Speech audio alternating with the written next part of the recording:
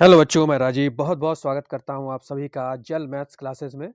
और आज हम स्टार्ट करने जा रहे हैं गणित केवल प्रश्न पत्र सेट नंबर 1, जिसका कोड है डीवी। और इसके 10 क्वेश्चन जो थे वो पिछले वीडियो में मैंने कंप्लीट करवा दिए थे। तो आज जो है क्वेश्चन नंबर 11 से 20 हम इसके देखेंगे।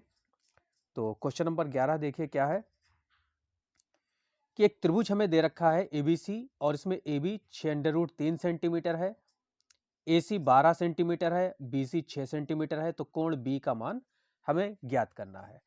तो दो तरीके से हम इसको हल कर सकते हैं। एक तो पाइथागोरस प्रमेय की सहायता से हम इसको हल कर सकते हैं। देखिए क्वेश्चन नंबर 11 है हमारा। तो एक त्रिभुज हम बनाते हैं ABC।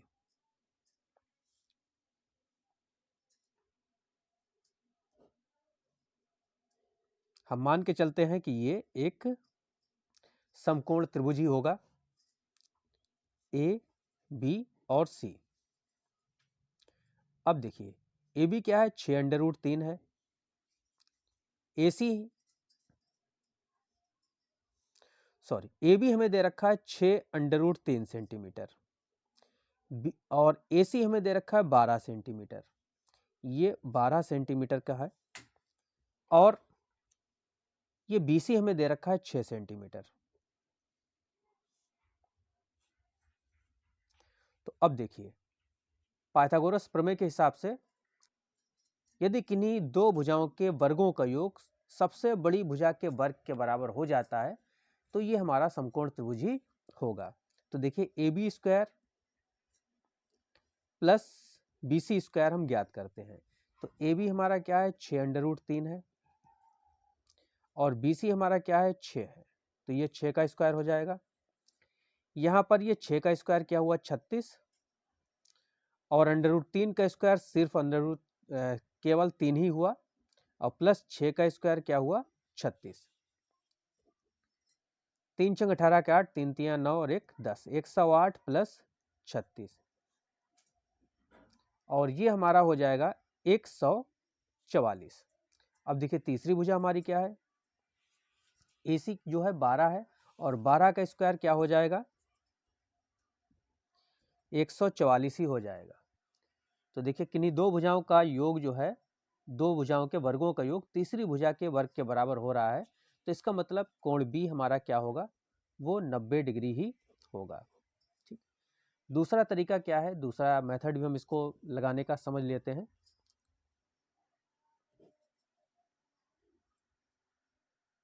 हमने एक त्रिभुज यहां बनाया ABC, और जो भुजाएं हमें दे रखी हैं वो हम लिखते हैं। तो हमें दे रखा है AC यहां पर 12 है, BC 6 सेंटीमीटर है, और AB हमें दे रखा है 6√3। हमें कोण B बताना है। तो हम कोण A और कोण C पहले ज्ञात कर लेते हैं। तो कोण A हम कैसे निकालेंगे, ट्रिग्नोमेट्री की सहायता से। देखिए हम निकालते हैं। देखिए तीनों भुजाएं हमें पता है, तो कोई सा भी हम त्रिकोणमितीय अनुपात ले सकते हैं। हम यहाँ tan लेते हैं। तो tan A देखिए यहाँ से निकालेंगे, तो इसके सामने कोण के सामने क्या होगा, लंब, और ये आधार। तो लंब हमें कितना दे रखा है, 6 दे रखा है, और आधार कितना है, 6√3।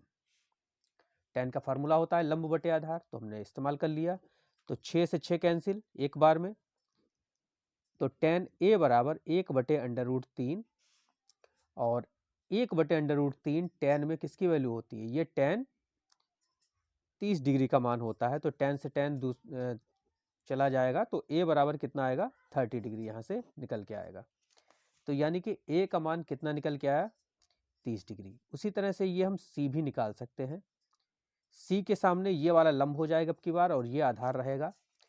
तो tan C बराबर लंब हो जाएगा 6√3, आधार हो जाएगा 6। तो 6 से 6 कैंसिल, √3 बचा, और tan में √3 जो वैल्यू होती है वो tan 60 डिग्री की होती है। तो tan से tan कैंसिल, तो C बराबर हमारा क्या आएगा, 60 डिग्री आएगा। अब देखिए त्रिभुज में ये कोण A हमारा 30 डिग्री निकल के आया, कोण C 60 डिग्री निकल के आया। अब त्रिभुज में अगर दो कोण पता हो तो तीसरा कोण हम निकाल सकते हैं, क्योंकि त्रिभुज में तीनों कोणों का जोड़ कितना होता है, 180 डिग्री होता है। तो पहला कोण 30 डिग्री है, दूसरा कोण 60 डिग्री है और कोण बी हमें बताना है।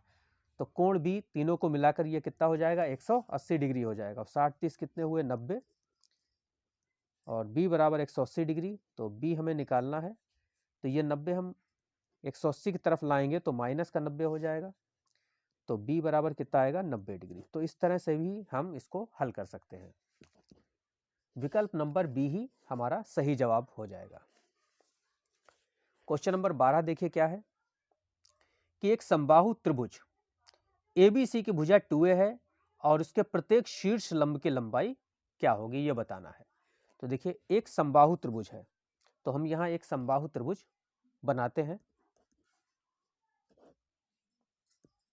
ABC। अब देखिए समबाहु त्रिभुज में प्रत्येक भुजा 2a सेंटीमीटर की है, ये वाली भुजा भी 2a, तीनों भुजाएं कितनी है, 2a सेंटीमीटर की हैं। और प्रत्येक शीर्ष लंब की लंबाई पूछी जा रही है। शीर्ष लंब क्या होता है, देखिए शीर्ष से सामने वाली भुजा पर जो लंब हम डालते हैं तो ये शीर्ष लंब कहलाता है। ये वाला शीर्ष, इसके सामने ये वाली भुजा है तो ये हम डाल सकते हैं। ये वाला शीर्ष, तो इसके सामने पर भुजा कौन सी है, AB है, तो इस पर ये हम शीर्ष लंब खींच सकते हैं। प्रत्येक शीर्ष लंब बराबर ही होगा तो एक हम निकाल लेते हैं। तो यहां पर देखिए ये जो हम ये वाला त्रिभुज ले रहे हैं, मैंने डार्क कर दिया है, इससे ही हमारा काम चल जाएगा। ये वाला शीर्ष लंब हम निकाल लेते हैं और इसको नाम दे देते हैं AD। तो ये पूरी भुजा 2a है, तो ये आधी A और A में बट जाएगी। D जो है BC को आधा कर देता है।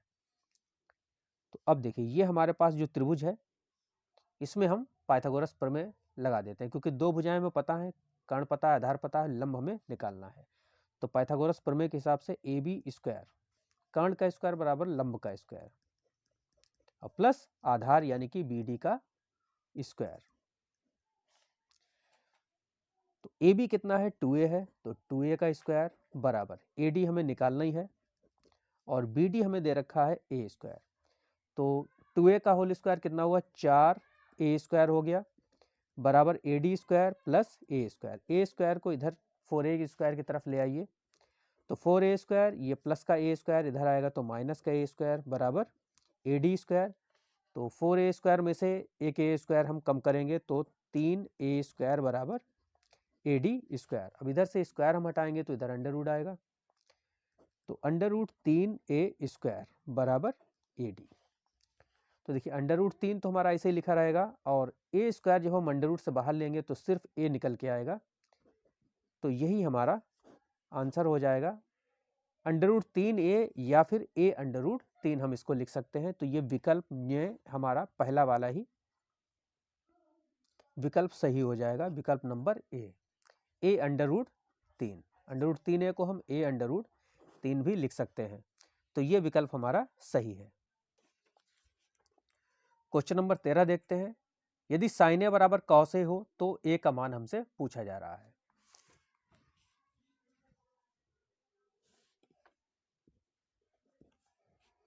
चूंकि साइन a बराबर कॉस a है और a का मान हमें बताना है, तो हम इसको इस तरह से लिख सकते हैं, साइन a, ये कॉस a हम इधर लाएंगे साइन a के बटे में, और यहाँ क्या बचेगा, कुछ नहीं, तो हम 1 लिखेंगे।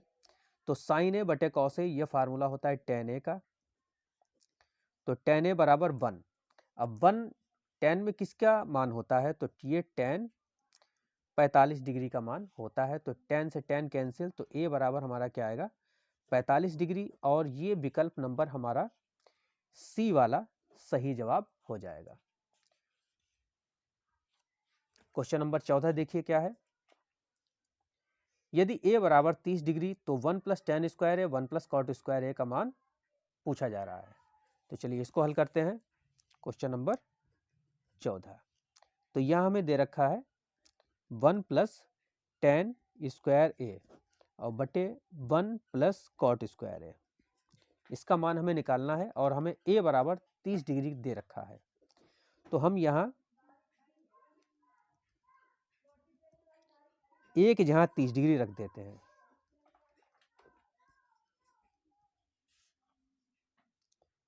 अब देखिए 1 प्लस tan 30 का मान 1/√3, तो स्क्वायर लगा है तो हम यहाँ पर भी स्क्वायर कर देते हैं। तो 1 प्लस cot 30 का मान, tan का उल्टा ही cot होता है तो इसका √3 रहेगा, तो √3 का स्क्वायर। तो 1 प्लस 1/3, √3 का स्क्वायर क्या रहा, 1/3। स्क्वायर से ये अंडर जो है 3 के ऊपर ये हट जाएगा, तो केवल 1/3 बचेगा। उसी तरह से नीचे भी स्क्वायर से अंडर कैंसिल, तो सिर्फ और सिर्फ 3 बचा। ऊपर वाली संख्या से हमारा 3 एलसीएम मिल रहा है, तो 3 की 1 से गुणा होगी तो 3 एकम 3 और प्लस 1, तो 4 इसमें हम जोड़ देंगे, 3 एकम 3 और 1, तो 4/3, और बटे में ये 3 और 1 कितना हो गया 4, तो यहाँ बटे में हम 1 लिख सकते हैं। तो देखिए ऊपर वाली संख्या हमारी क्या है, 4/3 ऐसे ही लिखेंगे, यहाँ गुणा का चिन्ह लगा के नीचे वाली संख्या को हम पलट के लिख देंगे 1/4। तो यहाँ से 4 से 4 कैंसिल, तो ये कितना आया 1/3 आया, और ये विकल्प नंबर डी हमारा राइट आंसर हो जाएगा। क्वेश्चन नंबर 15 देखिए क्या है, बहुत ही बढ़िया क्वेश्चन है। यदि एक गोले की त्रिज्या को दुगना कर दिया जाए तो उसके पृष्ठीय क्षेत्रफल में होने वाली प्रतिशत वृद्धि क्या होगी, ये आपको बताना है। तो इसको हम समझते हैं कि क्या क्वेश्चन कहने की कोशिश कर रहा है। तो क्वेश्चन नंबर हमारा ये 15 है। एक गोला है एक, और इसकी त्रिज्या क्या है, r है, और सवाल कह रहा है कि इसकी त्रिज्या को दुगना कर दिया जाए, यानी कि इसको बढ़ा दिया गया, दुगना कर दिया गया। देखिए पहले त्रिज्या r थी और अब कर दी गई 2r।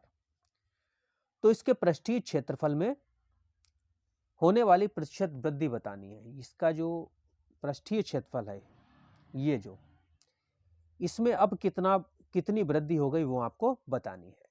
तो देखिए गोला है, ये गोले का पृष्ठीय क्षेत्रफल होता है 4πr², फार्मूला होता है 4πr²।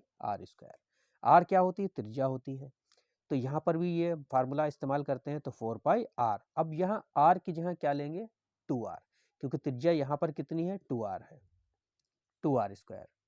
तो देखिए ये हमारे क्या हो गया 4π और 2 का स्क्वायर 4r²। तो इस तरह से ये हो जाएगा 4 चौक 16 πr²। जब त्रिज्या 2r है तो इसका पृष्ठीय क्षेत्रफल 16 πr² होगा।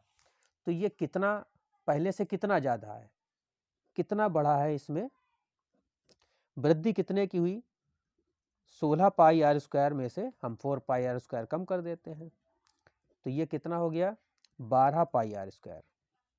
देखिए 4 πr² में 12 जोड़ेंगे तो 16 πr² हो गया, यानी ये 12 की वृद्धि हुई। जब हमने त्रिज्या r से 2r कर दी तो ये इसमें वृद्धि कितनी हुई, 12 πr² की वृद्धि हो गई। अब हमसे ये वृद्धि जो है वो प्रतिशत में पूछी जा रही है, तो प्रतिशत वृद्धि हम निकालेंगे। प्रतिशत वृद्धि कैसे निकालते हैं, देखिए ये 12 πr² निकल के आया, पहले कितना था, पहले देखिए क्या था, ये 4 πr² था, तो बटे में लिखेंगे 4 πr²। अब प्रतिशत है इसलिए हम इसमें 100 से गुणा कर देंगे, तो देखिए πr² से πr² कैंसिल, 4 तियां ये 12 हो जाएगा, और 3 की 100 से हम गुणा करेंगे तो ये 300% की वृद्धि हमारी निकल के आएगी, और ये विकल्प नंबर हमारा हो जाएगा। देखिए विकल्प नंबर सी हमारा सही जवाब हो जाएगा, तो विकल्प नंबर सी हमारा सही है। अगला क्वेश्चन देखिए क्या है, अब क्वेश्चन नंबर 16 देखते हैं। तो दो वृत्तों के व्यासों का अनुपात 4:9 है, वृत्तों की परिधियों में अनुपात क्या होगा, ये आपको बताना है। तो दो वृत्त हैं, इनके व्यासों में अनुपात 4:9 दे रखा है, तो हम मान लेते हैं पहले वृत्त का व्यास 2r1 है और दूसरे वृत्त का व्यास 2r2 है, और इनमें हमें क्या दे रखा है, अनुपात 4:9 दे रखा है। अनुपात मतलब बटे ही होता है, इसलिए हमने इसको बटे में ही लिखा है। तो पूछ रहे हैं कि वृत्तों की परिधियों का अनुपात क्या होगा। तो पहले वृत्त की परिधि 2πr1, वृत्त की परिधि क्या होती है 2πr, तो पहले वृत्त की परिधि 2πr r1 और दूसरे वृत्त की परिधि 2πr2, तो ये इसका अनुपात हमसे पूछा जा रहा है। तो देखिए अगर 2 पाई से 2 पाई हम उड़ा दें तो ये R1 और R2 ही बचा हमारे पास, तो ये कितना रह जाएगा? ऊपर देखिए ये 2 से 2 भी हम उड़ा सकते हैं, तो R1 बटे R2 क्या है? 4/9, और यहाँ पर भी R1 बटे R2 कितना निकला? 4/9 ही निकल के आया।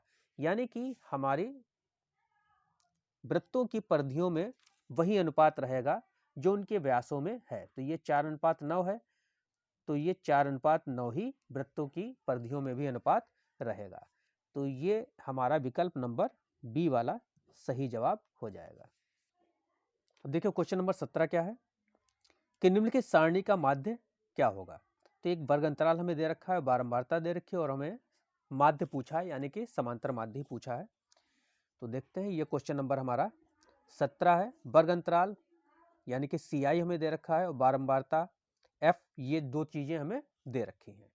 तो वर्ग अंतराल दे रखा है 0 से 2, 2 से 4, 4 से 6, 6 से 8 और 8 से 10, और बारंबारता हमें दे रखी है 3, 1, 5, 4, 7। अब माध्य निकालने के लिए पहले हमें वर्ग अंतराल का मध्य बिंदु ज्ञात करना होगा, जिसको x से प्रदर्शित करते हैं। वह 0 से 2 के बीच कौन सी संख्या आती है? तो 1 आती है। मध्य बिंदु इस तरह से हम निकाल सकते हैं। 2 से 4 के बीच क्या आती है? 5, और 4 और 6 के बीच में कौन सा पॉइंट रहता है? तो 5 ही रहता है। सॉरी, इसमें हमारा 3 रहेगा। 2 से 4 के बीच में, और 4 से 6 के बीच में 5, और 6 से 8 के बीच में 7, 8 से 10 के बीच 9। या फिर आप इनको जोड़कर, ये निम्न सीमा, ये उच्च सीमा, इनको जोड़कर इसका आधा कर लीजिए तो भी वही बात है। 2 और 4 को जोड़ेंगे तो 6, और 6 का आधा क्या हो जाएगा? 3 हो जाएगा। तो इस तरह से हम इसको लिख सकते हैं। तो अब हमें f और x की गुणा करनी है, तो f इंटू एक्स कर लेते हैं गुणा। तो 3 एकम 3, और ये भी 3 एकम 3 ही रहेगा। ये 5 पंजे 25, और 4 सत्ते 28, और 7 नीम 63। अब देखिए हमारे पास जो फार्मूला होता है वो क्या होता है समांतर माध्य का सिग्मा fx बटे सिग्मा f, यानी हमें fx का टोटल चाहिए, सिग्मा fx। सिग्मा जो लेटर है ये हम योग के लिए इस्तेमाल करते हैं, तो इनको हम जोड़ेंगे तो 3 3 6, 5 11, 11 8 19, 19 और 3 22 के 2 हासिल लगे 2, 2 2 4, और 6 10, और 2 12, 122 ये रहा। और सिग्मा एफ भी हमें चाहिए, तो इसको भी हम जोड़ लेते हैं। तो 3 और 1 4, और 5 9, 9 4 13, 13 7 20 ये रहा। तो देखिए ये आया हमारा सिग्मा एफ एक्स 122, और सिग्मा एफ आया 20। तो 0 उड़ाएंगे और 1 अंक के बाद हम पॉइंट लगा देंगे, क्योंकि एक ही 0 हमने उड़ाया। अब 2 से हम 12.2 को काट देते हैं, तो 2 छंग 12, और 2 एकम 2। तो ये हमारा जो आंसर आएगा वो आएगा 6.1, और ये विकल्प नंबर हमारा डी सही जवाब हो जाएगा।